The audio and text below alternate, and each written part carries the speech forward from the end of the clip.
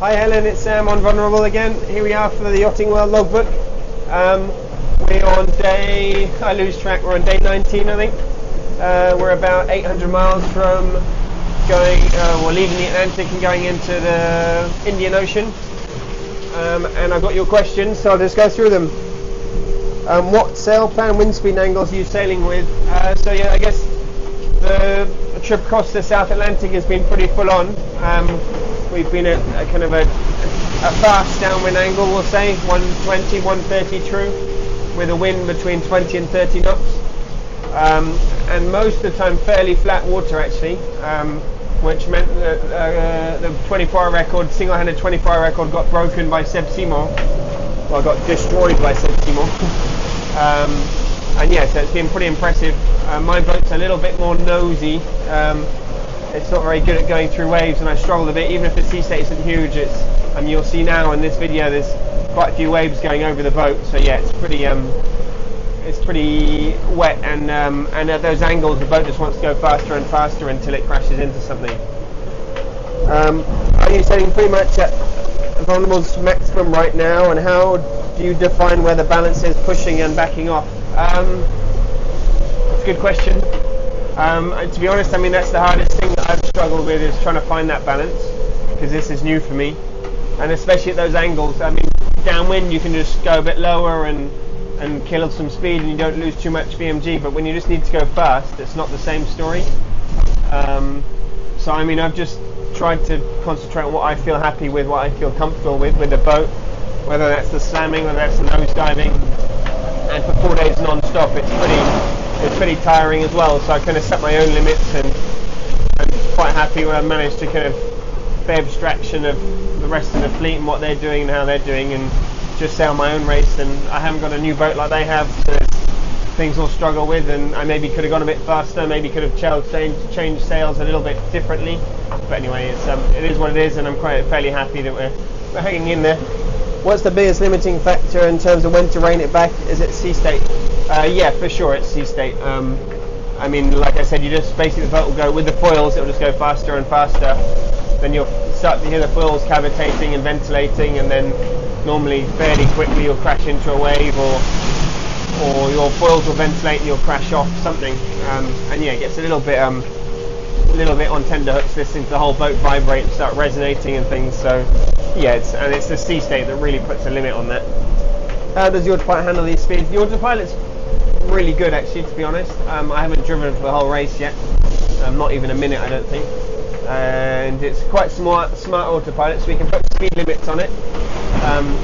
When I say limit, that means because we're going downwind, if we get to the top end of the limit it'll bear away, and if it starts slowing down it'll come up.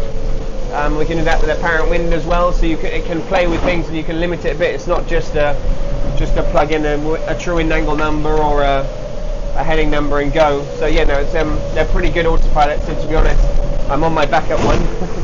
I won't speak too quickly.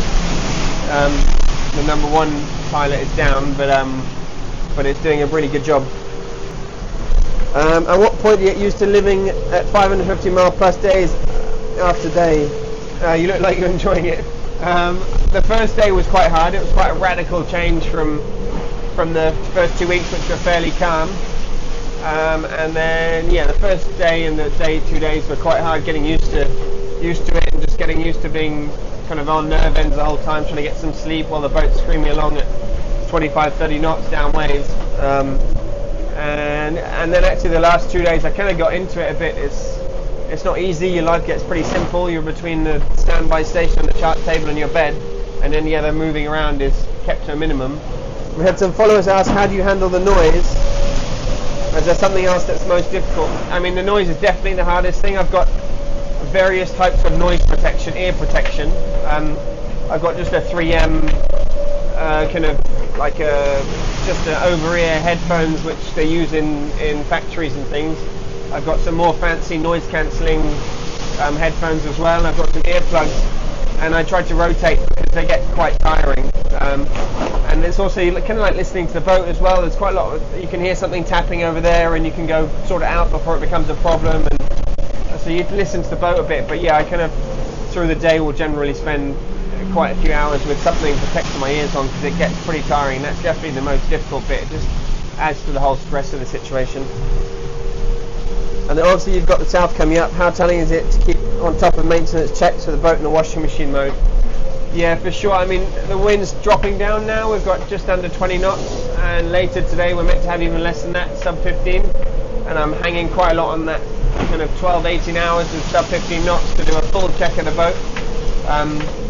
I mean, basically anything forward of the mast, we don't go there without the boat slowing down. It's just dangerous, whether it's on deck for waves, whether it's under the deck for slamming. And crawling around at the back when it starts slamming gets a bit dangerous with breaking ribs on bulkheads and stuff. So basically when it's sub 15 knots we can do a bunch of checks like that, and every time we do a manoeuvre, once a day I'll slow the boat down and go do a check on deck and make sure everything's still attached and nothing's coming undone and nothing's going off, and try and do a bit up the rig as well, but up the rig from down here. I'm not planning on going up if I don't have to. So yeah, it's kind of a full proper check tonight and tomorrow morning when the wind drops down a bit, and if the wind doesn't drop down then I'll probably force it and slow the boat down for a bit and have a real check.